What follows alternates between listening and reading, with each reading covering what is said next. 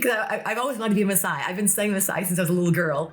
My grandmother was lived with the tribes when I was a little girl. And our immune system is powerful when we are in optimum health and we're giving it what it needs and we're living outside. We would be driving into some of these communities and I would see these large women.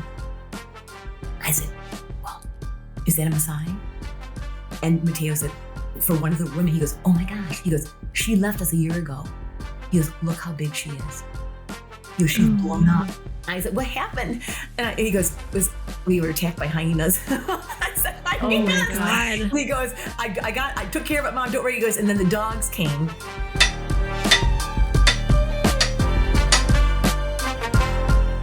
Welcome back to the Rooted in Resilience podcast. Today we have our great friend on as a repeat guest, Suz. Hello. Hi, girls. And then we also have two special guests, as Sarah is going to be doing a stretch and fold for some sourdough loaves. So it was bad timing. You'll see some live action of her stretching and folding. But if you guys haven't watched our first episode with Suz, I would definitely recommend checking that out, where she talked about her experience living with the Indigenous tribes in the Pacific Islands, right? The Pacific Islanders. And so today we're going to be talking about her experience.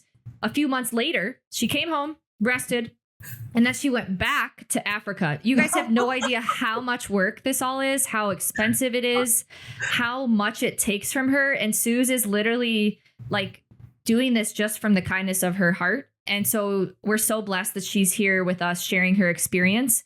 The other day, Suz and I were texting and we were talking about Indigenous tribes. And then all of a sudden, both of us sent a text at the exact same time that we were looking up what the Inuits were eating. So the Inuits are a Indigenous tribe in northern Canada. And, you know, many people in the keto space tell us that like they basically just eat blubber, whale blubber, and they're very high fat diets. No. Well, if you guys dive in and do the looking up yourself, Suz and I stumbled upon this at the exact same time. We are literally connected on so many levels. Every time we text a lot, guys, and we're always like exact same time. It's just uncanny. It's uncanny. Exactly. So Suz and I both found that Inuits put in extensive effort to harvest carbohydrates in the form of roots and tubers. And it's commonly called mouse food, quote, mouse food, because the mice actually go and harvest all the roots and tubers, dig them into their holes, getting ready for winter. And then the Inuits will come and take some of those and then give the mice a gift in exchange, like a little piece of meat. So beautiful. Yes. But then not even that. But then when we look at I know we're getting off on the topic, but we're all researchers here. Yes. But then when you look at raw meat, now raw meat and frozen meat are totally different than what we get unless you are a hunter and you're a tribes person and you just can have the luxury of having fresh meat and organs, because those animal starches are the glycogen. Yeah. And glycogen, of course, is a carb. And so when you look at the what they're eating in terms of meat, and same goes for the Maasai they'll eat raw meat and they'll eat raw organs and things at times as well. That you look at that, and for even just the research we've been digging into is when you look at, they can have up to like 1.5 pounds worth of carbs just from the meat glycogen. So stored carbohydrates is called glycogen in the muscle, and we all have stored glycogen. Yes. And so is there data showing that once you freeze meat, that glycogen how does that go away? Well, it's not a lot of it's really not. I wouldn't even look at the frozen, but yes, the frozen too. But a lot of it's their fresh meat because they eat it fresh. Right. I'm talking about, what we do here. So we freeze our meat and that glycogen just breaks down. The longer it's frozen, the more it breaks down. Okay. So then when they do it fresh. So it's because it's so fresh. But then there's the fermenting that they go through. They do this whole thing. It's so beautiful. It's so ancestral. It's like, so then they take this, but they'll take, all these hundreds and hundreds of these birds, little small birds or other animals, and they'll cover them with the fat and then the skin, and that will freeze them, and yet it will start to ferment them over the months. And then when they go to open them up, it's all this ferment. I guess the smell is horrific, but they're getting such nutrients out of it. That's another piece. So again, guys, I'll be going to live with this tribe coming up soon. I'm looking at 2 different tribes, one in Canada and one up near the Bering Strait. Oh, another historic piece for a teacher. So much to all this. So just stay tuned, guys. There's just so much that we're going to be coming down the pike to really bring to life the truth that hasn't been shared. And also it's new science. I think that a lot of the science we have, girls, from the past is before we had the technology to understand, more about, and then we've got, chronometer. I can plug all this stuff in and I can really find out the macros and the micros and everything. Yeah. It's phenomenal. And so just stay tuned. Again, this is a lot of, we're in the process of getting things.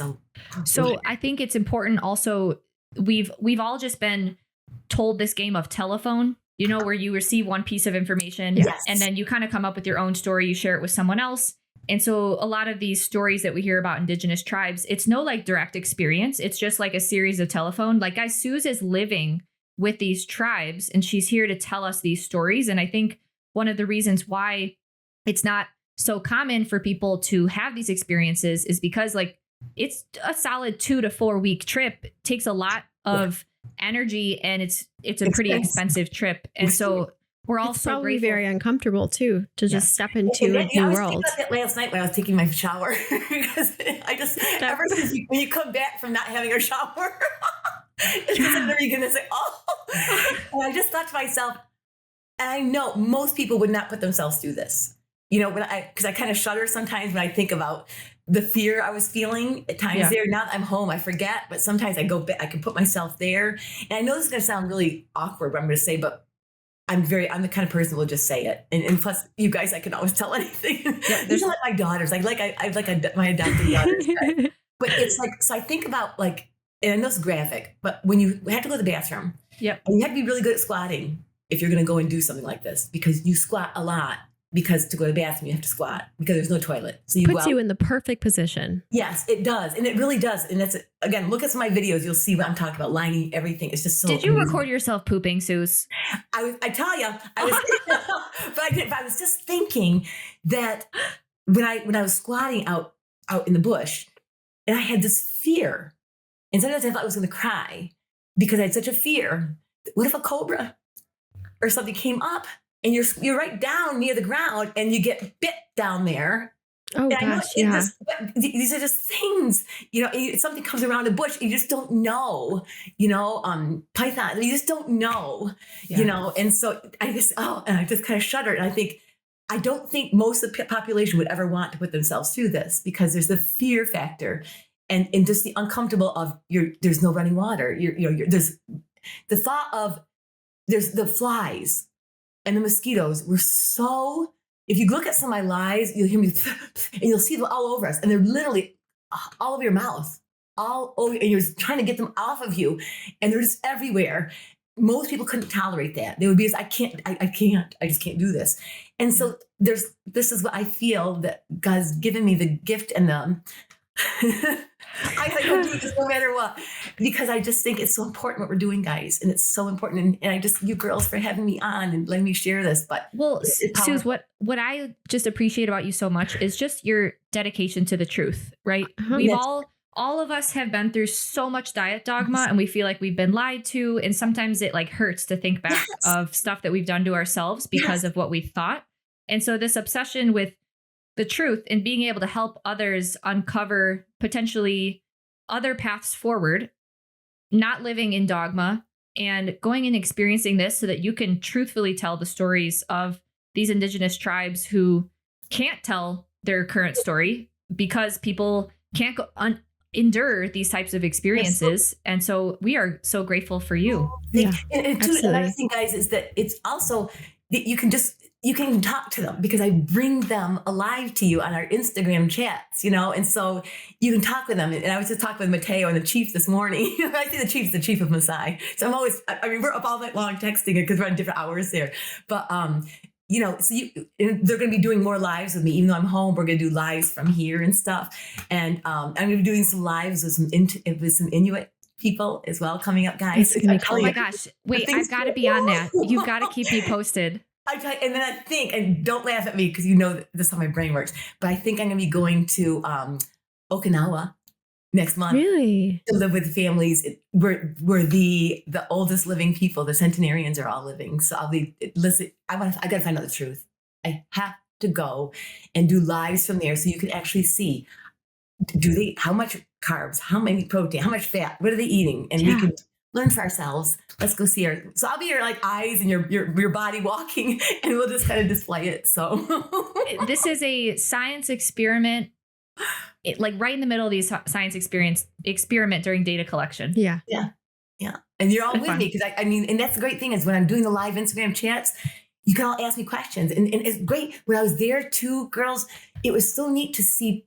I have certain people that were always with me. They're always on them. And they would say, Suz, but what about this? They would remind me things. Because I get so tired and I don't think, but they'll just remind, and then, oh my gosh, that's a great idea. And so it's like the people, we're all working together, and we're solving the mysteries. We don't need to have all these, fancy people and stuff. We're just out there doing it, it's like citizen people out, the population, and we're out there doing it. So, well, we couldn't do it without you and your attitude, because I'm pretty sure if She's mosquitoes so were swarming my mouth, I would be out. I would have to really find my center. The big black fly type things. Oh my gosh. Yeah. I mean, that's what you see on like animals on a hot day. And this it's is just, this is it. It's everything. yeah. Well, all right, Suz, we're getting eager. What did the Maasai eat? So, well, first let's start with the Hadzabe. We're going to go right in order. So so bring up the. All right, Suz. Okay. Take it away. So here we are, darlings. All right. So let's go to the next, the first of the first. So Suz went to Africa earlier this year. Yeah. And these are the tribes. So these are the tribes. So we did 7 in all, but 5. So you'll see, we start with the Hadzabe. That was 1.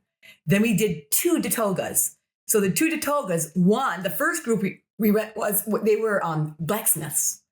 And then the second group, they were pastoralists. Okay, so a pastoralist, you'll hear a lot of, which is most of the tribes we were with. Pastoralists are people who they live off livestock, but mostly the milk and the meat and the blood. So the 2 Datogas, so there's the Hadzabe, 2 Datogas, then we did the Iraq, then we did 2 Maasai, and then we did a Sanjo Batemi. So there's a total of 7 tribes I live with. 7 tribes throughout Africa. Yeah. Wow. And these are all in Tanzania. So Tanzania, here's the map. Perfect timing. So you can see that Tanzania is all the colored section. And then you were right, but we were mostly up towards Kenya. So you can see on the border up there, where you can see where it says the Sanjo, and then you've got the Maasai. That's the region we were in. So near Arusha, which is like their region that they're in, that's their city. They call it the city, Arusha. And so you can see up there where the tribes are, where it says the Sanjo. And but then if you look over with the Hadzabe, and then it says, then you've got the Datoga. There was 2 Datoga, and then we had the Iraq. They're all right around there. See, we're all right around the Lake Aisi. And so we'll start with the Hadzabe first. So we'll go to the next slide. All right, so here's my team. And that's our mighty Land Cruiser. I don't know what we would have done without it's so the cool. It was just, when I see it, just makes me want to cry, because we just spent so many hours there. And that Land Cruiser was amazing, because now my team, so the first person in the orange shirt, that's Maneno, and he's from the Aramba tribe. He is not a Maasai. He's the Aramba tribe. And they also raise livestock, but they also eat a lot more plants. They will do grains, and they're into the green bananas and sweet potatoes and things. So he was the chef that Mateo felt we really need to have because of my digestive problems. They're a little afraid of what I might not be able to handle. And so it was a good thing he did come along, because he saved my life a couple times. And then there's me, of course. Then Mateo, he's like, they all became like my sons, but he's the head. And he was my translator and my guide and just my everything. And then Tembo, they're both Maasai, and he was my driver and my translator. So were they all from different tribes, you said, or? Well, Tembo who's wearing the Maasai suka, he's Maasai, but I have different clans, so they live in different regions. Okay. And so you can see, but Maneno, again, he's from the Aramba tribe, and then me, and then Mateo, and Tembo, they're both Maasai. But did they know each other previously, or yes, was because Mateo, he owns his safari company, which is the Maasai African Travel, and they all kind of work with him. So cool. I see. He just kind of brought all his crew in, and then they became my team, and we were together 24/7 for about a month, and by each other's side, and we got to really know each other really, really well. And we were in that Land Cruiser a lot. And it's so neat because in the Land Cruiser, because there's no electricity where we were going, and my phone was constantly dying because that was my lifeline. It was my office. And so, we'd have to keep charging putting the battery on in the car, and then I'd plug my phone in and so forth. So that was our lifesaver, the car, on numerous occasions. It was just everything to us. A lot of miles put on that vehicle. Awesome. Yeah. So this is our first of our campsites. You'll see. Oh, wow. Okay. So this is our first campsite. And the first tent you see there on the left, that was the guys' tent. That's where the 3 boys slept. And then my tent is the little green one behind all the Hadzabe that are sitting there. It's so neat to see all their faces. Oh, it was so, I have a couple of videos on, if you go to my social media, and you'll see where they're actually, because we're one of the first people ever to come and stay with them. And they were clearing and cutting out, things that were sticking out and pulling them out and clearing it so we could put our tents and things there to stay right near where their village is. And you'll see the next slide. You'll see that's all of our things. See my beautiful. So basically, for anyone that's not, that's my luggage. Yep. So these are like camping tents. And Yes. what was the temperature like while you were there? It will depend. It was so amazing because in one region, it would be sweltering hot. And then especially when we went to Mateo, where his Maasai tribe lived, it was warm during the day, but boy, it would get cool at night and rain. And for me, I get very, very cold. And I was freezing at nighttime. So I had with my winter pajamas and things. Good thing you brought those. I brought them. And of course, I had a sleeping bag that it was, really, it kept me warm. This was my bathroom and my toilet. So this is, so wherever I went, I always carried my toilet paper with me. And the little pan is what Maneno would put warm water in for me. And I would take it out with me when I would go to the bathroom in the morning. And I would kind of splash water on my face and on my arms, just kind of rinse me off, just to kind of wake me up. So that's how I take a bath, is in that little pan. And so then this is a little metal pot and Suz's a roll of paper bathroom. towels out in the bush. Suz's bush. That's how I took a bath, and how I went. Now the tribes, but they used leaves. So if they're going to go out to go to the bathroom, they would use leaves, which I will do the next time. I was just a little afraid if I had some kind of reaction, that's the last thing I needed at that point. And so I didn't do that. I didn't rough it that much. This is the village of where the Hadzabe live. It isn't beautiful. It's just so beautiful. Wow. But notice how what they do is they've gone out. They have to walk about 10 to 12 miles to get to a village. And when they're going, they'll find little bags and things, plastic bags. And they use that to plug up the holes so that when it rains, it doesn't come in. To see the little holes? See, isn't it precious? Isn't it just precious? Those are plastic bags? Yes. Wow. Side things. It was just. So that's just trash that they're picking up and repurposing. Tarps and anything they can find to drape over just to kind of protect them a little bit more. What is this made out of, their huts? It's the grasses and things that they have there out in the bush. They just, Wow. everything's just from their environment. It's just from their environment. That's really awesome. How many huts were in a little community? Well, this one probably, I would say maybe 7. Probably 7 there. And is that 7 small. families, or the men and women are separate? They're all kind of interrelated and stuff, but they're all, Okay. the women kind of, they're very, again, but this is monogamous. This is one of the monogamous groups. Most of them are polygamous. And so they will have, usually the man will only have one wife. And so the chief of this tribe, he had one wife and only a few children. And we'll talk about what happens in the other tribes. So again, this is my concern. Well, there's a lot of concerns.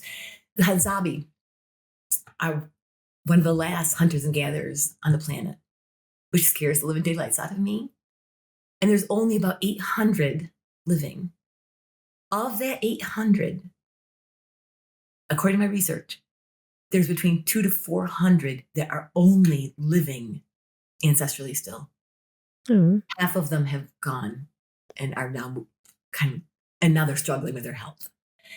And I talked with this tribe about this, and they said some of them had come back. They had left and come back. And they said they couldn't believe how fast their health was failing when they left. Wow. And I said, you don't miss the luxuries of the shower and the toilet? And you can see this on a lot of my videos I have out. And I said, not at all. They said we wanted to come back. They said, we love this lifestyle. They said, I said, do you ever experience depression, sadness? And they said, what do we have to be depressed about? They said, we get up in the morning, we look for food. And they said, it's very peaceful here. However, we'll talk in a minute when we get to that one point. That's another concern I have for them. In this pictures that we see here, guys, this is when I went hunting with them. And it's a full day thing, and it takes a lot of effort, but I loved every minute of it, although it was fear factor because I kept thinking, oh, what am I going to see? Because this is a region of pythons, a lot of pythons. And Mateo was amazed that we did not see one. He said, and I didn't realize it. I'm climbing because I love to climb. I'm climbing all these rocks and things. And he said, that's normally where they hide. And he goes, I cannot believe you didn't see one. I said, I wasn't looking. I said, I didn't think about it because that's where they would be hiding. So I was like, oh, so I'm so glad he didn't tell me until after I got off of all the rocks.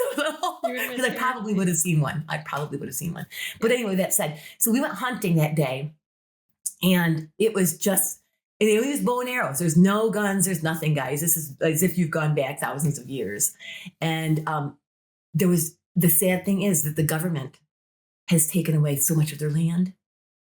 And so all the tribes, we've got over 120 tribes living in Tanzania. And they all have to share this little bit of land now that the government is, and now they keep taking more and more away. Right now, the Maasai, it looks like possibly 27,000 more are going to be, their land stripped of them. And they're going to be dying because this is their food sources, all of these things. It's awful. And so they were telling me, and I watched it with my own eyes, I could see the tracks of the hyenas. I could see the tracks of the antelopes, but there were none to be seen because all of a sudden you hear the bells and things of these animals coming. And it's the Datoga and the Rock tribes who are now, they're pastoralists, are now sharing their hunting grounds to graze their animals. And so all the wild animals are like being scared away, so that this group of Hadzabe are not being very successful every day in catching much. So all they caught this day that we went out, and we were gone for long. We probably walked probably about 15 miles that day, walk and ran. Wow. And all they caught was a small little bird. It wasn't enough. It was a red-billed, hornbilled. And they just said, let's just cook it here. And so the third picture, you can see him putting the bird, it was still alive. And there's a video. If you can, I always keep warning, to let people know this might be, he puts it in his mouth and crushes the head. And that was the first time in my life I'd ever seen that. And it was powerful, but this is how they eat. And so I had to learn to remove my heart. And Ash, you and I talk about this a lot. I had to remove my heart. And you taught me this, Ash, about the same thing. You had to do the same because it's the cycle of life. We give and we take. Yeah. And I realized that without the animals, people couldn't live. Yeah. And I know that I was vegan at one time, for many decades. But even when we think of the vegan world, and you think of the animals, the millions that are killed through all of the grinding and the tilling and of the soil and everything every day, animals are giving their lives. And it's part of life. And we have to realize this. But when I saw this, that these people would die without these animals, it's powerful. It's powerful. So yeah, that's all we had. That's all that we had through most of that day was just a little, and we each got a little tiny little piece. There was not much. Well, did you guys eat any like carbs or fruits or berries or tubers or anything? Yes, and you'll see that coming up. Okay. Suz, do you think that this tribe could potentially learn from the ones that domesticate animals? Well, this is you're going to see. You're going, and of course, I said to them, would you ever? And they're like, they didn't seem to be interested at all. And because the fact is, the Hadzabe, their traditions have always been you stay and you move. They don't hold on to anything. Possessions mean nothing to them. Nothing. You live for today. You live for your life. For today, you enjoy this moment. So they don't own anything. They don't have these beautiful. And so I think in their minds, what I gather from them is to have these livestock, we have to take care of them. We have to, it's something to take care of. And they don't want that. They want to be able to just go out, hunt, and that's it. This is all they want. With the Maasai and the pastoralists, especially the Maasai, they refuse. They don't want to take a life. They really don't want to even take their livestock. That's why they live so much on milk. Milk is a huge piece because they don't take a life. You know, it's this animal is to be able to stay alive.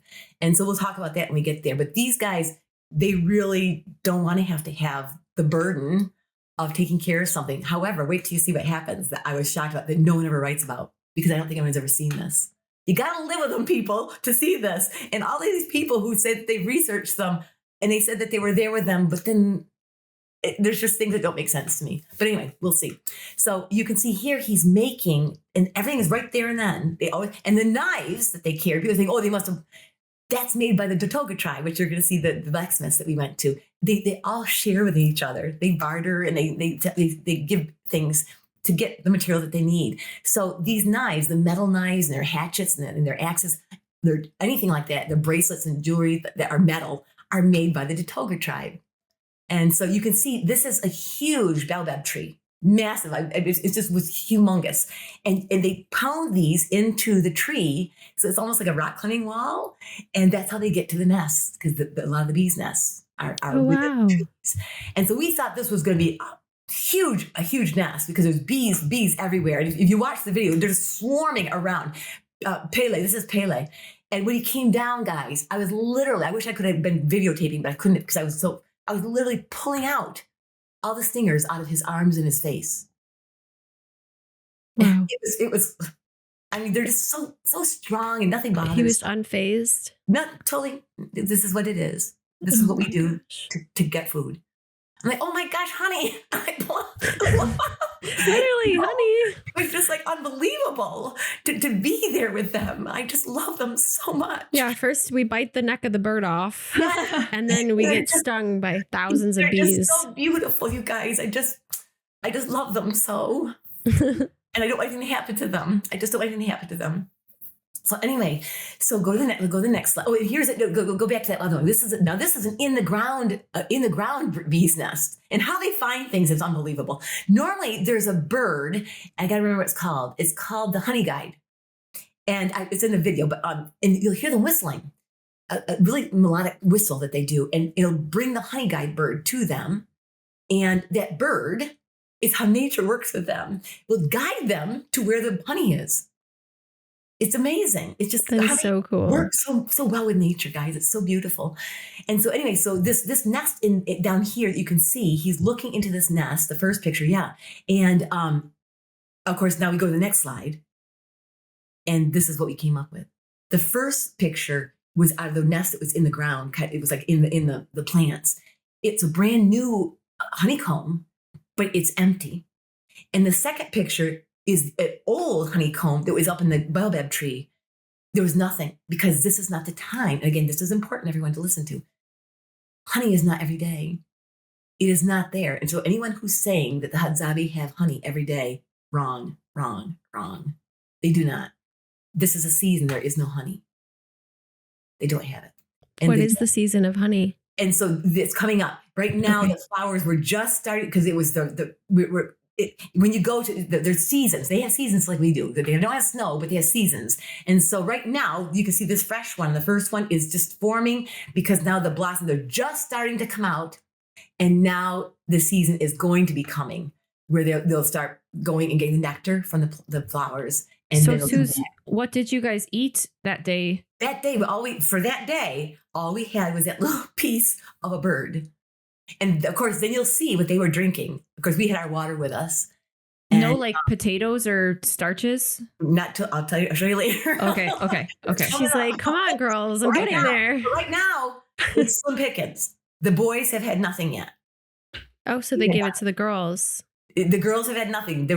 Nothing yet. Now, back at the camp, though, back at the village, the girls can go take care of themselves. But so far, the men have had nothing. But on our way, there's a video I also have out. On our way when we were going, so they did all of a sudden he pulled out of the ground a root tuber. Okay. And it wasn't the kind that you'll see in a minute. This was the kind that he actually could eat. Some of them, their fibers are so, you couldn't even begin to swallow it. This one, it was actually more like a sweet potato.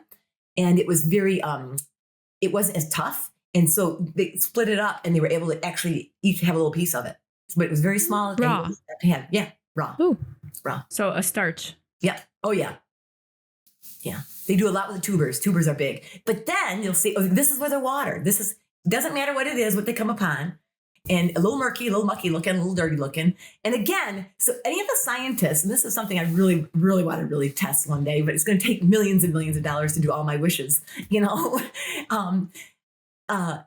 The thing is they talk about their gut microbiome of the Hadzabe. This group of people, of all the people in the world, have the most diverse gut microbiome. And they're saying, they're equating it, the scientists are saying it's because of all the plants that they eat.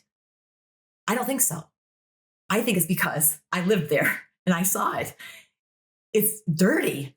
There's so much bacteria that they're ingesting, and that nothing is clean. The water they're drinking is who knows what. And I'm a person who collects spring water, and I'm sure, and I know that when I'm drinking my water, and I've been drinking this water for over 20 years, I know that my gut microbiome and my body, my immune system has acclimated to this water. When Chris has drank in this water, he's had this water here, he's gotten very sick. Extremely sick. And so I know that my water is contaminated. I know it probably has, who knows what animals are doing what, who knows what's in it. But that's part of nature. And that's what keeps us strong. And so with them, and also the knives that they're using and the machetes that the Maasai are using all the time, it's never washed. They're not sterilizing like we wash everything. We don't wash a lot. There's nothing to wash with. And so they just wipe it off. Sometimes the dogs are licking on things, they're wiping things. I mean, it's just, and they're using it over and over and over and over on one dead animal after another animal. And this is where the gut microbiome, I think, is coming from. I think it's a little bit of everything, and the raw meats and this and that. It's profound. But this is how we're designed. God doesn't make mistakes. He doesn't. Our immune system is powerful when we are in optimum health and we're giving it what it needs and we're living outside. We're not supposed to be in cages like we're living. We're in cages. They aren't. It was so powerful being there, guys. I've never felt so alive in my life between the Pacific Islands and Africa because we were just outside all the time. It was amazing.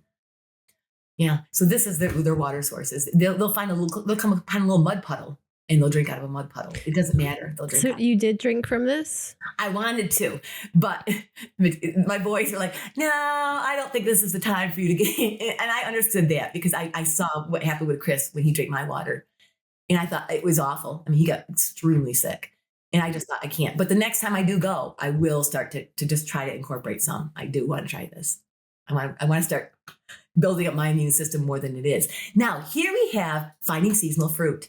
So as we're walking along, and remember, it's seasonal, so seasonal. This fruit, okay, this is called the wild plum, okay? And it is, you can see there's a Hadzabe over here in the bushes here, and there's my Mateo, my Maasai, and they found this bush as we were walking along, and they're like, oh, it's one of our favorites.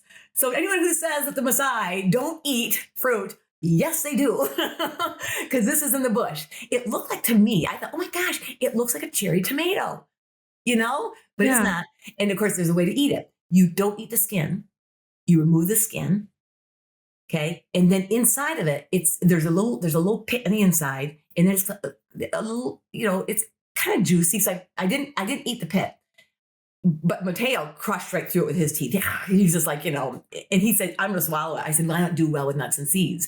But so I tasted it. It was like, I was like, wow. And you can hear this on the video. I'll be putting it out probably tomorrow. The video, I'm like going, wow, this is really sour and bitter at one time. It was not sweet at all. It was not sweet at all. And this is not something I would go running to. I was like, oh. So that's an interesting thing. You hear many people talk about having bitter things like arugula to simulate bile production, because it honestly seems like this tribe is pretty low fat. Yeah. And so getting sufficient bile production may have been, how did that happen? But maybe something like this, eating these digestive bitters. Absolutely. And I think everything, again, God doesn't make mistakes. Everything is there for us for a reason. But again, we always talk about sweet fruit. Everyone thinks everything's going to be sweet, sweet, sweet, but it's not. Even the baobab, when you think of the baobab fruit, it's not sweet, sweet, sweet. It's a very mild fruit. which I'm finding most of the things I'm eating there was not anything like what we have. When I was in the Pacific Islands, their fruit was unbelievable. I mean, so different than what we have. So different. It was just remarkable. But this was amazing to see that this is they said is their favorite of all the fruits. Really? I said, even over the baobab? And they said, yeah. I said, well, that goes against everything I've ever studied. I said, everyone says that the Hadzabe say it's the baobab is your favorite. And they're like, no, this is our favorite. And the Maasai said the same thing. This is their favorite. So I thought that was interesting. Really, really interesting. And this is loaded with vitamin C, potassium. I mean, I researched this one. This is really, it's a wonderful, wonderful piece to add the nutrients that, everyone says that we don't need that. They're getting it. They're getting it.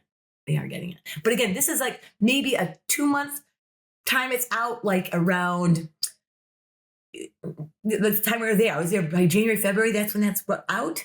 And then it may come back again in another harvest, like in another season, maybe around October, November. So they'll have it a couple times throughout the year, but it's not every day. It is not an everyday thing. Just as honey is not an everyday thing. It is not. Okay, so now we're heading back. We're heading back to go back to the camp now. There's nothing. And you can see the first picture. You can see the cattle coming down. This is the hunting ground. This is the Datoga and the Iraq people.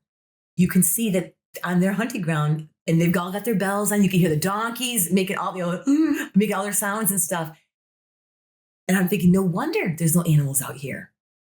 No wonder, because this wasn't what it used to be. They all had millions of acres that they were all living upon, and now those have been taken because greed. Everything is greed, because it's about tourism and big agriculture coming in and taking all their land. And so this is another one of my missions. I've got so many missions that I want to be able to somehow wake the world up to just say, guys, we've got to help them. We've got to stop this government from coming in. And I mean, last year, Mateo, where his tribe lived, they removed all of their grazing land for their animals. And so many of their animals died because there was no place to get water for them, no place to graze them. And so they're running out of food. That's their food. And they're taking more away now in the next couple of weeks. They're taking more and more away, and people are being evicted from their areas, and there's no place for them to go. And I feel like they're trying to force them out of living in their traditional way. So they're going to have to become like us. And I'm like, we've got to fight this. So the Maasai chief and I are very close now, and I want to help them, guys. And maybe let's all jump onto the bandwagon, guys. And so I'm hoping that we can just raise money to help us go to work with them and to study them and to help get their land back. We've got to stop this from happening. It's so unethical. It's so wrong. But this is the piece that no one talks about. So on our way back, I'm like, well, what are we doing? And Mateo asks them, and they tell us, we're going to stop and get some milk. Milk has never, ever been a part of the Hadzabe diet until now. Because now they're all living amongst each other, that now they're becoming friends with other tribes. And now the tribes are sharing with them their food. And I thought, how beautiful is this? How beautiful is that? But it's something so different. So now is this going to change how they're going to grow? Is this going to change their gut microbiome? I don't know, but I just thought another piece to this puzzle is something new here this is the first time it's ever been shown that this is another piece that's happening. And I thought that was pretty powerful. So basically there are some tribes that are living much more off the land, wild plants, wild animals, and then other tribes like the Datoga and the Iraqi, they have started to domesticate animals, which there's nothing wrong with that. But because there's so few acres left, they now have to kind of intermingle. They're all cohabitating within the same area. They're all sharing, but it's really impeding the Hadzabe way of living because they're coming up shorthanded without hardly anything, because the wild animals are just being scared away because of all the cattle. Are the other tribes considerate of this? Like, are they aware that this is making it a lot harder for the Hadzabe? And this is, I think this is why you see them sharing, because I think that they are aware of this. Yeah. You know, I'm sure they talk about it together. There's no, I don't see any kind of, because there was a time when the tribes were warring against each other, especially with the Maasai and the other pastoralists, and we'll get to that. There's just such history between them all. But now they've all realized we have to get along. We have to get, this is That's the way great. it is. You know, so there's some good things that have come from all this, that they've learned to get along, but they also don't have the ability to live the way they used to. And I'm just really concerned. And now they're all eating a lot of ugali. Now, ugali is a dish that they use, and it's made from corn maize, and they take the flour and they mix it with water. And this is what a lot of them are ingesting. And all of the elders, they all told me the same thing, that since they've incorporated this, they're noticing their health is failing. Huh. Really? It was pretty sad to see. Yeah. Are they just doing that then for starvation purposes? Yeah, because they just don't have the food anymore. It's not what it used to be, you know, because they don't have the water resources to for their cattle, those who are pastoralists, because the Iraq and the Datoga are pastoralists, like the Maasai. The Datoga are extremely, well, not the blacksmiths, but the pastoralist Datogas are so much like the Maasai. I mean, you think that they look like Maasai. They do look like Maasai. So it was really fascinating, guys, just so fascinating. And I just kept aha moments every day. I said, oh, this is not, you know, life is just so different for them. But to talk with the elders that could take me back to what it was. So I'm seeing both realms of what it was and what it is. It was frightening. So my heart was broken. So we get back to the village, and there's nothing. So I look at my boys, and I said, we've got to get them food. And I said, let's go and find a lamb or a goat. Someone will sell. They're like, no one's going to sell us. They don't want to part with their animals. I said, God will provide. So we get in the car, and I'm almost crying because I look in the back seat, that first picture. It was the most beautiful thing. They're learning to, they didn't know what smile was. I go and smile. And look at how beautiful their teeth are. Yeah. Look at them. And I'm sorry, guys. I just love them so. I can hear it in your voice. And I'm going to Kleenex here. And so we drove. First of all, I took them out to lunch because we had walked for so many miles, and I just couldn't stand it. So it was so cute because they have their restaurants are different than ours, and they're beautiful. I wish we could have something like this. You walk in they're kind of open buildings, and then they've got tables outside, and they just have all this meat hanging, fresh cut, just slaughtered that morning. And you pick out what you want, and they'll cook it for you. So I picked out a bunch of meat, and they put it on the fire, and they cooked it for me. They bring out this big platter of meat, and they're eating away, and they were just so happy. And of course, my boys were with me, and we were all eating. And the only thing is, they weren't too happy with me because they said, you know, can we have a soda or something else? And I said, I'm sorry. There's no way I'm purchasing garbage for you. I said, I'll buy you spring water. But I said, but I will not buy. And at first they kind of thought, but then Mateo explained to them, remember, she's a health and nutrition person. You know, okay. Yeah. So we bought them Kilimanjaro spring water. And so that's what they had. So that's what he had. So then we get in the car, and we're driving, and we kept stopping and asking all the different tribes in the area, you know, was anyone willing? And finally, it was a woman. She was in Iraq, and the husband was a Datoga. They had intermarried, and they were willing to sell us a lamb.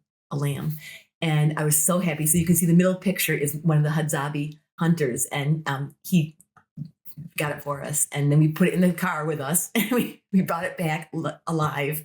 And the next picture is where Mateo wanted to show the tribe how Maasai slaughters an animal, because they all do it differently. And they're fascinated. So this is there's 2 video parts of this. It's very, very graphic, extremely graphic. And that video, those are on my social media where you can actually watch that if you want to see how they slaughter an animal. And Mateo, I'm asking him questions as we're going along, and he's telling about everything. When the Maasai slaughter an animal, everything has a part goes to different people in the tribe. So everyone gets a share. And so, like the elder, like I've got it written down. I should have put one of those slides in. I've got all these different slides, but I didn't put it in this one because I think we have time. I'll do that another time. Another time we talk, guys, I'll bring that slide that will show you how they divide the pieces among the tribes. So it's very interesting. And it does make you realize they understand what women need. You said they divide it among like the different the genders and the ages. The genders and ages. Yeah. Oh, that's so cool. I'd love to hear that. What did the women get to eat of the animal? She said she's got a slide for it. Yeah. So, but it's not on this one, guys. There's so many slides. I thought I had really thousands of next slides. Podcast. Okay. That'll be the next. If you guys want to do another talk, we can do that on another one. It's profound when you see what they know to give each other. It's really profound. So this was dinner at the end of a unsuccessful hunt day. Yes. What else did you guys have for dinner that day? Well, I also have a question too. Yeah. Like, where are these restaurants? Well, we had to drive. We had to drive quite a way. We had to drive. So they never really go there. No. And they don't have the money for that either. What they do to get money is if there's honey, they can go and sell honey, but they also make jewelry and they make things. And so they'll go into the village and they'll sell those things. But sadly, a lot of what they're buying is alcohol. Mm. And I was really disappointed. I was so sad. And so I asked the tribe about this. And I said, why? And I said, is it because you're depressed? I said, because of the land being taken away and it's just so sparse what you're getting? And they said, no. They said, we just like it. And they said, we have nothing to be sad about. They said, we find food. We find food. They're very grateful. They're very, very grateful for the least little thing that they have. Very grateful. So I was, wow. But they do drink a lot. They smoke-wise, they smoke cigarettes better than what we sell in the Pacific Islands. They grow their own tobacco or they get the tobacco from other tribes. And then they'll find little pieces of paper, like any scrap of paper that they can find. And I think, I don't know if I got a picture on this one, but they'll just roll it in that and they'll smoke it. They're from that, but they also grow marijuana and they smoke marijuana as well. Really? Yeah. Huh. So wait, what did they have? Oh wait, this is the dinner. So now you're gonna see how they were eating it, and you'll see what they incorporated. Has the marijuana been recent, or has that been just historically what they've done? Research this. It sounds like it's kind of been around. I think it's because it's in nature. So again, this is something I keep delving into. I want to see how far back I can find where it would go back to, because it's not really talked about too much. They really don't talk about that a lot in research. I don't know, maybe the people really weren't noticing, but because I just don't like those things around me, I was like, let's talk about this, people, Well, and then some people talk about the benefits of nicotine. Yeah, and nicotine does. I mean, it does. There is, when you research it, guys, and you look at Native Americans, were really the peace pipe and all these things. There are health benefits that they really see in the pure, not the ones that we sell here in our market. It's a different ballgame. And I really believe, because I'm part Native American, so I'm not going to say my heritage is wrong. There must be something that we did right. I feel that there's something to the natural plant of tobacco. And remember, they did not inhale. They're just, the pipe is, so it's not, they're not taking it into their lungs. It's in the mouth. So there's just so much I want to research on this. There's so many pieces I'm looking at. It's phenomenal. It's fascinating to study them, because the wisdom is remarkable. But every time I'm like, there's something to this. So here we have how they're going to eat it. It was just to sit there and watch them. They were so hungry, and they've got, the women made a big bowl for each side, because the women eat in one spot and the men, they do not eat together. Very separate lives. They have a bowl of ugali, which is the corn maize. And then what we did is, when Mateo is making it, he puts a lot of the meat. So some of the meat he puts on a skewer of the stick. This is how the Maasai cook. So the first piece of meat is ribs. Those are ribs. The second is a leg, and the third is a liver. And I eat my liver raw, so I haven't had it really cooked, and so I couldn't wait to taste them. But this is slow cooking. Is quite. The coals had settled down. There's not a flame. He wanted to do slow cooking, and boy, that meat was it's still tough, very tough, because it's not aged. But it was so delicious, and the liver was just it was just unbelievable. But again, we all just got a little tiny piece of it. because we had to share it among the entire tribe. Yeah. So, and they, again, guys, it's not something that they're going to have every day. You know, it's not natural to consume the amounts that people are being told to eat like this. It's just not natural. So the ugali, I don't know. I was told that that's been around for a really long time, but not with these tribes. Oh, okay. Ugali, oh my goodness! You go to India, you go, it's been for centuries in a lot of places. But these tribes, it is new to. This is new to bring plants like this. What do they eat then? Before this, you mean? Yeah. Before they had ugali? Well, you'll see it. Some of the other slides coming up. But okay. Sorry, I just kind of going through the days. And so this, you can see that the men were eating ugali, but we also had a pan that we had cooked and boiled a lot of the meat in, which is the Maasai usually boil most of their food. They boil it, which is what I do. But very short. Even their soup, guys, here's another key thing. When I said to them, don't you boil it for a long time? Because in our world, everyone's like, bone broth has to be 24 hours, except for my girls where I get mine from, it's low histamine, so I have to worry about it. Nourish. And they said, no more than an hour. Yeah. I said, really? They said, no more than an hour and a half tops. No more than that. And of course they put all the bones with all the marrow and everything in it. And it's good. They got the suet and the fat and everything going in. And they make this beautiful soup and broth. And then of course they incorporate the blood into it. And then, so they were using that too, to dip their ugali in, and they were loving it. They were just loving that. So you can see that's what they're doing with the bowls. They're kind of dipping. And do they add salt? Another thing, there was no salt. There was no spices used. There was none. And I asked them, I said, do you use spices? And you'll hear me talking about that on a lot of the live Instagrams. And so I'm like, what about spices? No, we don't really use a lot. I've seen some people posting on social media saying that there's certain Hadzabe tribes that use a lot of salt. They may be closer to the lake then. They're closer to the lake. I say maybe they are. And these guys just feel that they live without. But the tribes also feel that they're getting plenty of sodium in the animal itself and also in the plants that they're ingesting. And so they just don't need that. Same with the Maasai. They do not have salt licks. They don't give anything for their animals. Everything they said is in the soil. Everything that they need is there. They said we don't need to alter anything that has been provided. Again, God doesn't make mistakes. So it was fascinating. It was fascinating. So here we have, this is the Hadzabe women. So I spent the day with them. That's so cool. And so here we went out, and there's videos on this as well. And they're digging and looking for tubers. So this is called the Shumako tuber. And this is one of their favorite. This woman right here that's eating, this is the chief's wife. And she was really, you can hear me talking with her in some of the videos. And so we go back, and it looks like a sweet potato. Looks like a sweet potato. So we go back, and this is the one that is so fibrous. And I've been studying these for so many years. I've always thought, I wonder what they mean by fibrous. What is that?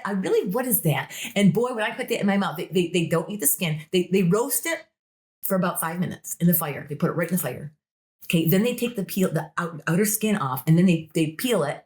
And you can see it on the video. You can see her handing it to me. And I tell you can hear we're trying to chew on this thing. And this thing was so dense in fiber.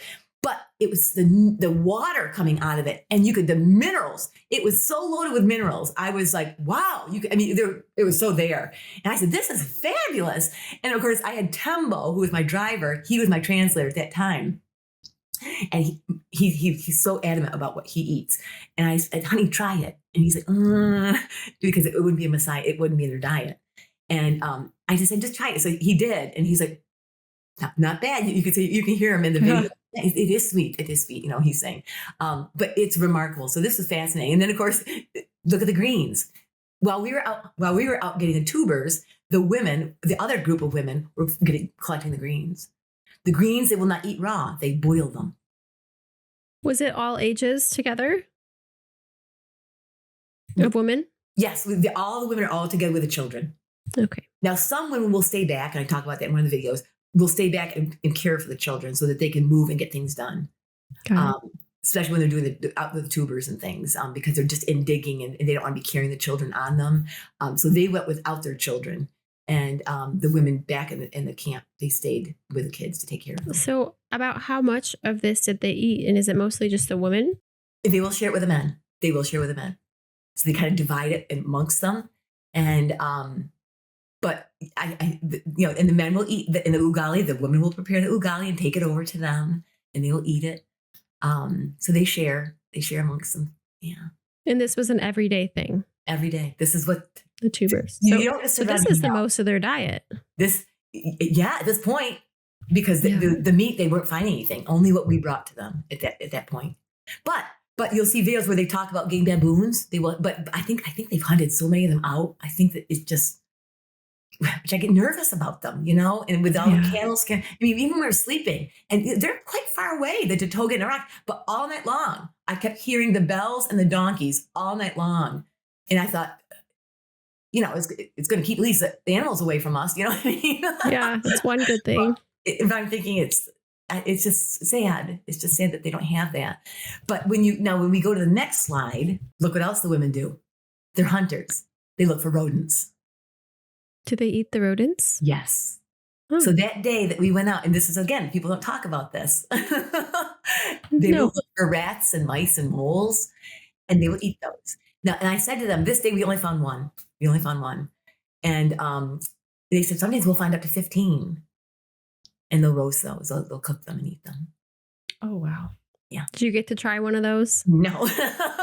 But I think by the time I came back, they'd already consumed it. And I said, who? Because you can hear me asking on the video, whatever happened to that? And he said, someone just decided, someone ate it. Oh. I guess I don't know if it's the person who catches it. Possibly this woman was the one that gets to eat it. I don't know. I don't know if that would be one I'd want to eat. No, thanks. But it's, I guess it's when you're desperate. Yeah. So is that more of a desperation food? I think, I would think so. I would think so. But maybe, again, there's some bigger rats. And I saw when I was in a different region, I saw some good sized big rats. And I used to raise rats for pets. I love rats. And they were good. So you could get some good meat off of them. I mean, it is a possibility. Now, here we go with the shacks. Remember the shacks that we saw in the Pacific Islands? Same thing here. They're popping up everywhere, guys. And this is where they can get cigarettes. If they want to get the toxic kind, they can get oil. You can see, look at that huge vat of oil. He couldn't lift it up. I handed him my camera, the guy that was in the shack. And I said, I'm looking to buy some oil. And I said, do you sell any? He goes, it's too big for me to pick up. Is this what you're looking for? And then I just, no, it's way too big. Thanks anyway. I said, could you take a picture of it for me? Because I had to see what it was. And I'm not sure. I'm pretty sure this is sunflower oil. I mean, I could be wrong. It could be, it could be soy, but I'm thinking it's sunflower because that was the oil that's sold everywhere in Tanzania. That's the most oil. Shocking sunflower oil. Yikes. Do people actually buy that there? Like, what are they even cooking to cook that? Again, some of them are using it to cook their, we'll talk about that coming up. There's a banana, it's called a green banana, but it's called the matoke I'm trying to think what language I'm speaking. This is the Haya tribe. The Haya tribe, it's another friend of mine. I didn't say with the Haya, but I've met people on the way. And he told me that the matoke, which is the green banana, but it's more like a plantain. I think it's a plantain. And they'll cook that. A lot of them will cook that, like fry it. They'll fry their food in this. And some of them are adding it to their ugali. And ugali for ugali. Ugali. Yeah. So again, So again, here's the oil. So seed oils are found in near the Hadzabe tribe. Yeah, we found, again, we went to numerous, I kept telling the boys, stop. And we were going to, and you'll see the videos online. I'll show you what I was finding. But again, most of what I found was soybean. No, not soybean. This one was sunflower oil. Now, sunflower oil is 68% LA, linoleic acid. That's way up there. And that's so close to, safflower is the top. That's the big guy. But this is right beneath it. And then if you look at the ingredients, notice, but it's got the palm, it's got the corn. Those are, corn oil. Look at that, 58% LA. Rapeseed, 22%. That's all in there. But when you look at our can, in the United States, it's different because no matter what the tribe, and remember we talked about that with the Pacific Islands, their first ingredient was palm oil. Now palm oil is only 10 to 12% linoleic acid. This one starts with sunflower. So you can see that they're able to alter the ingredients in the Pringles or in any of the processed food, depending on the region and what their preferred oil would be. Pretty shocking. Pretty shocking. So who goes to this kind of store? The people who left the tribe? Yes. So now you've got people, the picture over here where you see the aisle of, I went in with, taking pictures and camera, and the police officer, a security guy came up, put his hand, and he says, "No, you can't do this." So I just quickly took some shots and pictures, and that's all I couldn't really show my video because he kind of got in my way. But this is almost all of that oil is sunflower. Wow. Yeah. Very unfortunate. Yeah.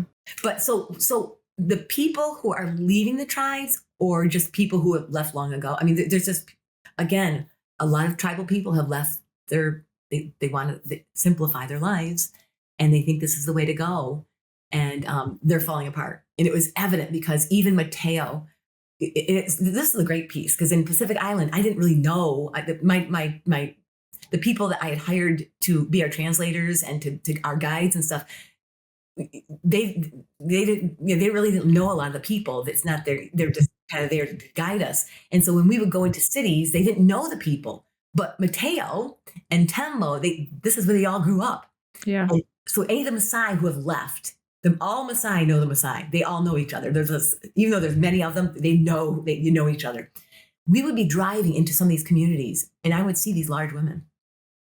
I said, "Well, is that a Maasai?" And Mateo said, for one of the women, he goes, "Oh my gosh." He goes, "She left us a year ago." He goes, "Look how big she is." He goes, "She's blown up." He goes, "I can't believe this. I cannot believe this."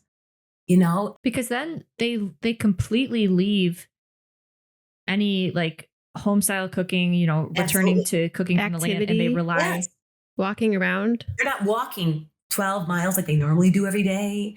They're not tending to chores. The women, wait till you see what the women do.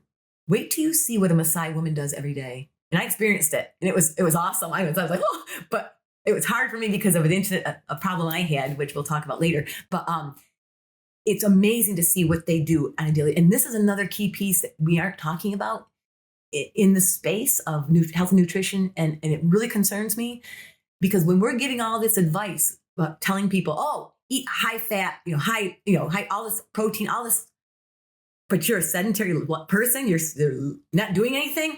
This is not healthy. This is dangerous. This is dangerous advice. We are not meant to live like this. And if we're going to eat these high fat, high protein diets, you gotta move.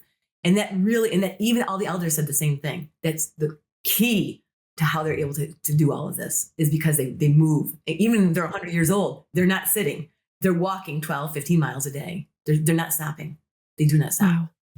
This is the Datoga Tribe. So we went to two different Datogas. We went to the first stop was the blacksmiths. So this will be the next. We're going to start with the blacksmiths.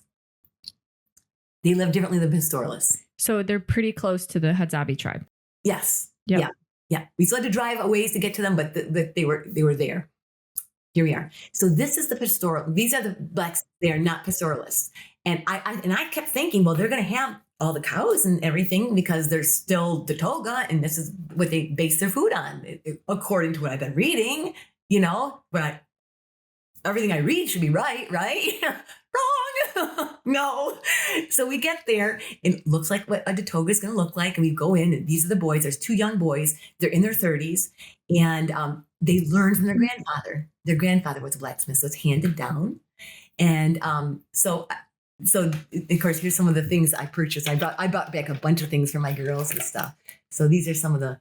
Are you showing on the screen right now? Yeah. So I don't know if we can't see. We can't see her screen. Can you see up here, guys?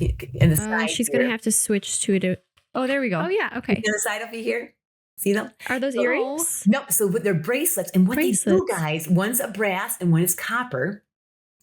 But they had such beautiful things. But they also do the knives and the hatchet, the axes, heads, and things like that. Beautiful things that they make. Oh, and arrowheads. Oh, I'll show you my arrowhead. Hold on. This one. Oh, wow. This. That's so cute. I don't know if you can see it. Yeah. Wow. Look at the barb. And boy, my finger gets stuck on those things. Those things hurt. This is one of the different kinds of the ends of the arrowhead that they have, that they make there. So again, this determines the kind of animal that they want to kill. So that goes in. That's not going to come out too easily. I see. And so look at this. And here's an actual arrow that I brought back.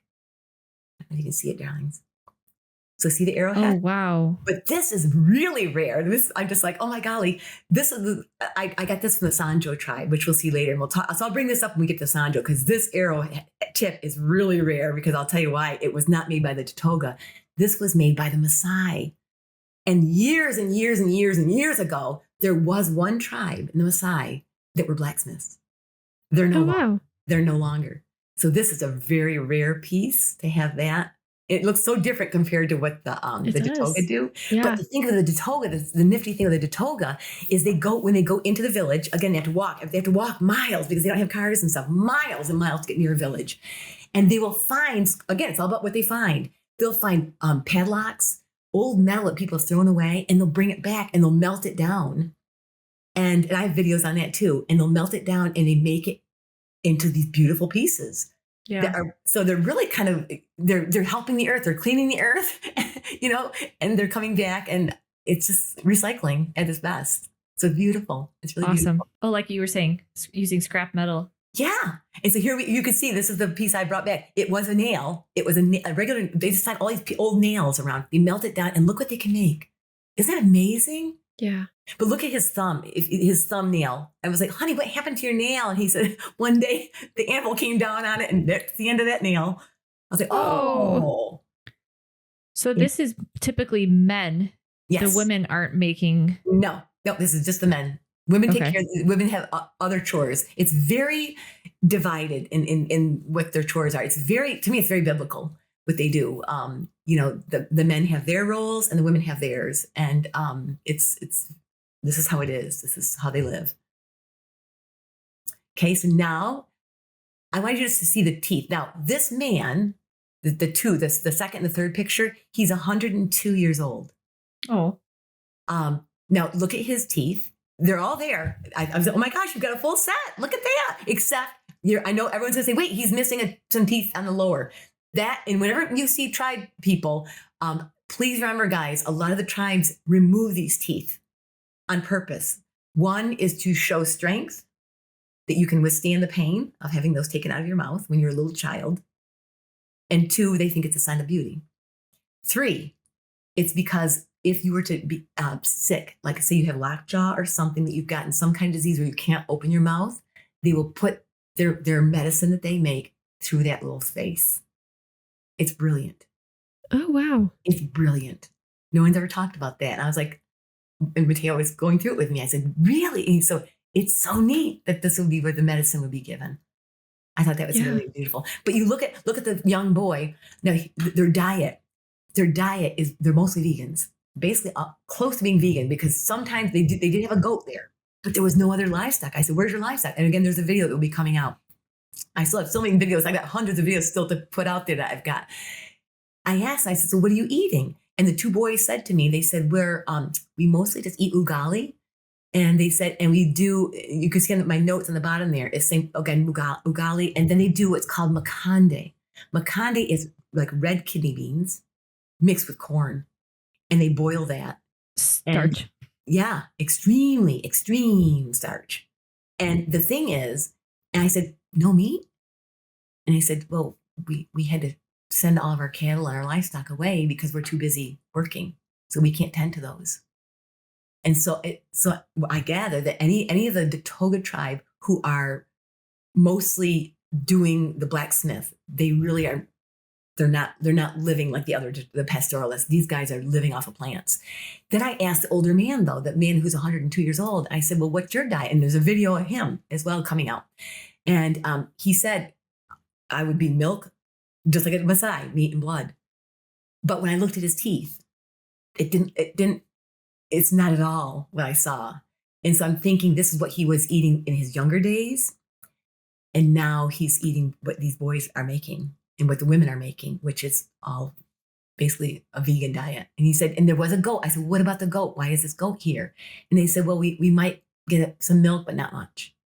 So why are they making all these bow and arrows and stuff if they're not going to use them to kill? They go to the other tribes. This is how they make their money.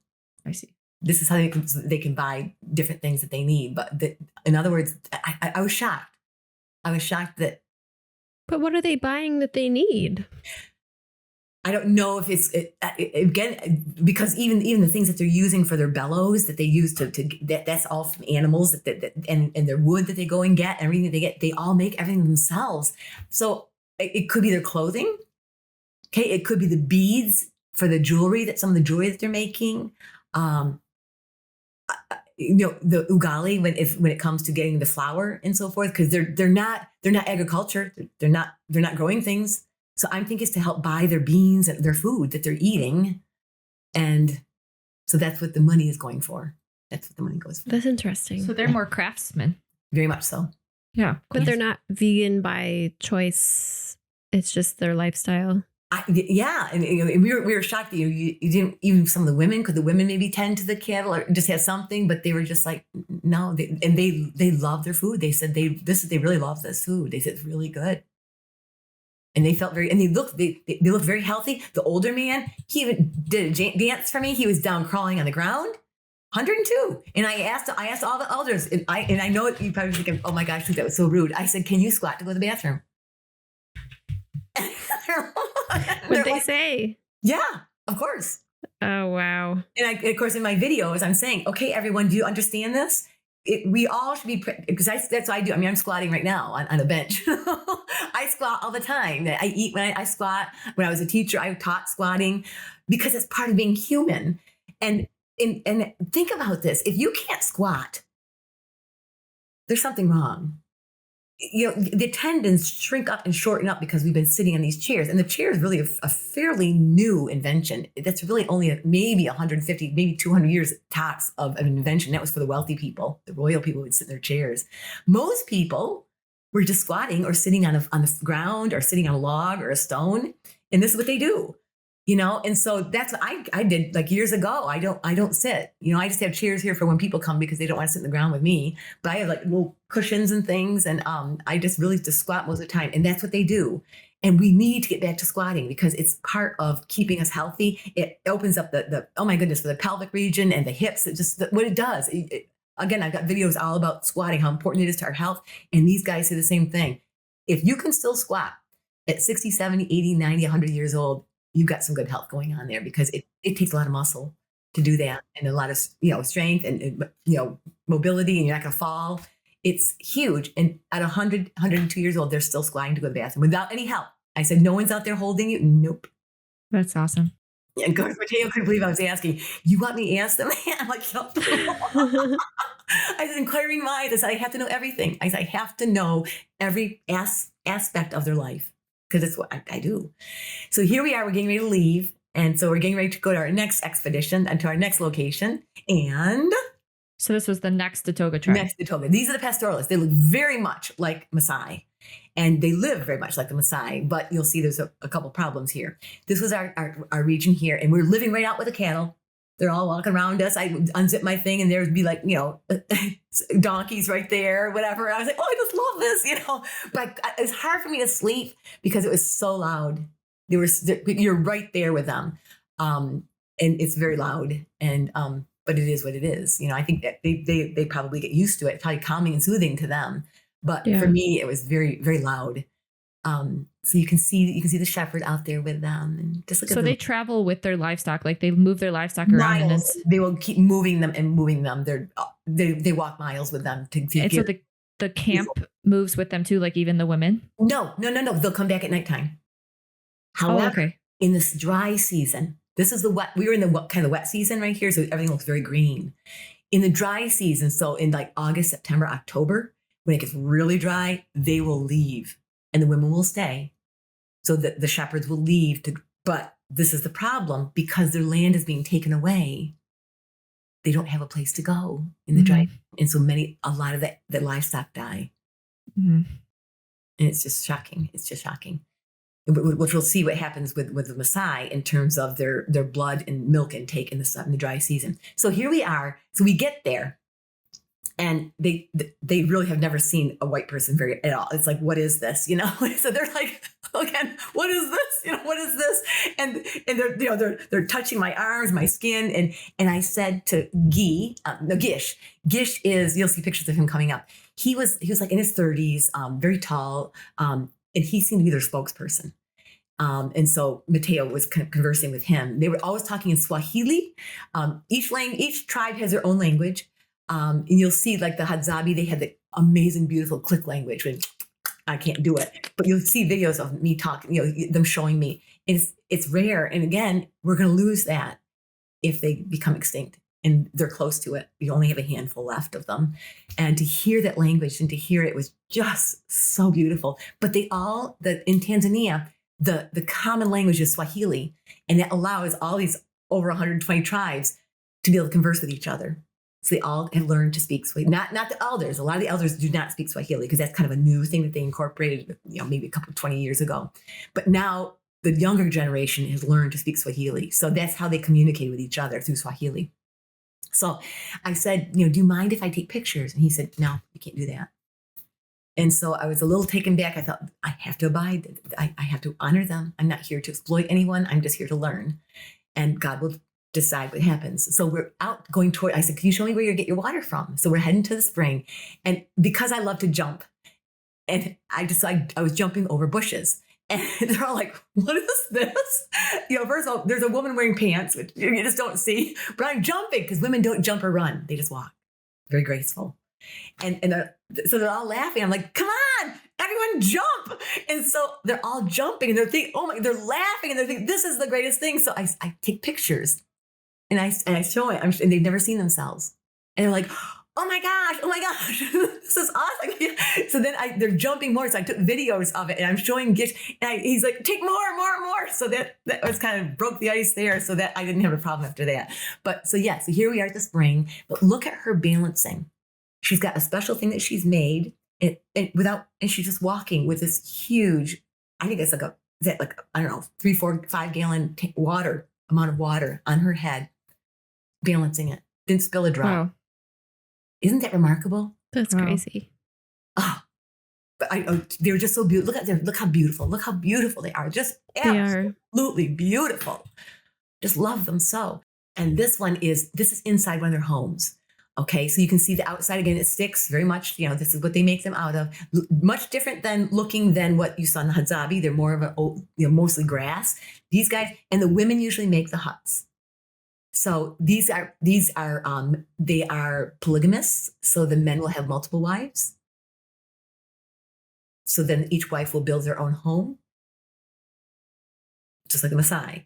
And so they'll be inside the home. You can see there's like a big beam, big, more like a log type thing that's holding up the center. And then there's sticks on the outside. And then there's mud and dung, the fecal matter from the cow that becomes like the plaster that they use. And it doesn't smell. I mean, you think it would reek, it doesn't smell it, but the flies here, if you look at some of the videos and some of the close-up pictures you'll see all over the children's faces and so forth. But you can see in the bowl, that's ugali. And then the man is holding a bowl of milk. And so they'll eat the ugali and take a thing of milk, eat the ugali and take a drink of milk. And that's what And so again, ugali is like just corn flour. Yes. Mixed with water. So this is new. And this becomes a process. So I start questioning them about this because they're much like the Maasai.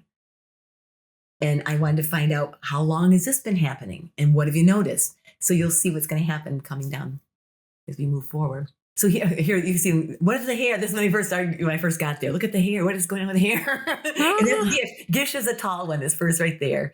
And of course, over here in the first picture, Gish is the first one. It's kind of leaning towards the camera, kind of got that stern look on his face.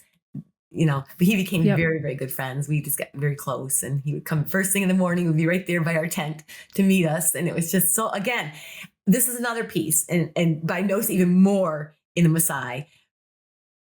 As soon as the sun is coming up and it's, 5 o'clock in the morning, the sun is just coming up and everyone's coming out of their huts. Now, this tribe, like the Maasai, they're a little different than the Maasai. They don't live in like a boma type thing, like they're really close.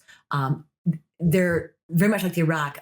There's a home, and then a little further down the road, there might be another home, and then another home. But the Maasai, they're all very close together. They're very much, that community is so important. But these guys are very still much, and their family. again, it's a lot of their family members are all just, different wives and the different relatives. They're all kind of living in that region, but they're all within walking distance. They all walk to see each other. And they come together in the morning, all the men and then all the women, and they gravitate and they have a wonderful conversation. How are you? And this is what I just love in all of the tribes. And it was just so powerful to me. Whenever you're speaking, they go, so if you're talking, I would be like, because I'm showing you, I'm constantly focusing on what you're saying. I'm hearing you. You matter. Wait, can you go to your screen? Well, I didn't see what you did because we're on your slides. So they're doing, listen to what I'm saying. So if you're talking, as you speak, I'm going, Oh. And at first I thought, is it kind of interruptive? So I asked him, I said, what are you doing? Why are you doing that? And he goes, that's our way to show respect that we're paying attention to the person. I was like, it's so beautiful. So I miss it because it was so to see them. It was just so beautiful because sometimes I wonder, hello, is anyone listening to me when I'm talking? It's like, you can see they're looking at their phones and thinking about what's the next thing I have to do. These people are so focused on you, what you matter. They just show you that you matter all the time. It's so beautiful. So another piece I think we're missing in our life of that connection, that community connection. So I did a live with a lot of with the men, but I also did it with the women, but then a lot of the men wanted to come and hang out with it. And in that conversation was the witch doctor or the medicine woman. And she came and she was over 100 years old. Oh, wow. A little bit large, but she was still walking on her own. But it was very interesting because her eyes, it looked to me, and I said to Chris, I said, I've got to show you these pictures. I said, you have to tell me what you think is going on. I said, is it glaucoma? And I noticed in two other of the men in the tribe, there was no illnesses that I saw at all in the Hadzabe tribe. In the other Datoga tribe, the blacksmiths, they looked great. I mean, their teeth were as beautiful as what I saw in this tribe and all the other tribes. Because I don't know if it's because of the grains. Is it because the grains are just kind of taking a toll on the teeth? And I don't know. But compared to the other tribes, anyway. So in that conversation, remember, the other Datoga tribe said that they eat a lot of beans. This tribe said that they do not eat beans because they cause blindness and they will kill you. And so then when I realized they've all got some eye problems going on, I kept telling Mateo, I said, look at their eyes. And then they tell me about the beans in the eyes. I thought, did they realize, was it the beans that was causing their problems? And they took that out of their diet. Because they all were getting, or is it, again, I have to go back and I want to test these people. I want to do, is there genetic testing to find out, do they have something in their DNA that, like with me, I carry both genes of macular degeneration. My mother was blind with it. And I have been tested. I do have them. Doesn't mean I'm going to get it. I don't have to turn it on. So I believe if I continue eating ancestrally, I will not go blind. And so do they have that DNA, that genetic thing? So there's so much I want to test, so much I want to go and examine. But then I said to them, when did you bring ugali in? And they knew right to the year, 24 years ago. And so the medicine woman's son was sitting next to her. He's probably like 80, in his middle 80s, 88 maybe. And he said to me, I said, what can you tell me? He was so angry. You could hear his anger in the video. No, he said, I have been telling them for years, and all the teens are all sitting around us. They're all sitting there. And he said, I've been telling them, we have got to stop eating ugali. Since we brought this into our community, our health is failing. We have more disease than we've ever had before. We have to go back to blood, milk, and meat and get this out of our diet. I thought that was pretty powerful. Pretty powerful. Because like we said, there are a lot of other tribes that have had ugali for thousands of years. Yeah, but not them. To notice the change, and is it because, again, because I know that we know that there's tribes that for centuries have lived on plants and ugali and grains. Is it because it's not, it hasn't been with them in centuries, and now it's something new and they haven't adapted? Yeah. And therefore, it is a problem. And this is what we have to listen to. All of us have DNA, even though we're all humans, And I think about the animals that I raised, my raccoons and so forth. The raccoon's a raccoon. The raccoon's going to eat their diet, But because we have all genetically come from different parts of the world, and we're kind of like mutts and mongrels, and we all, I'm part Native American and Irish, and so I've got different DNA in me. A raccoon doesn't. A raccoon's a raccoon. They breed within themselves. We are all different. And so with that said, we have to listen to each other.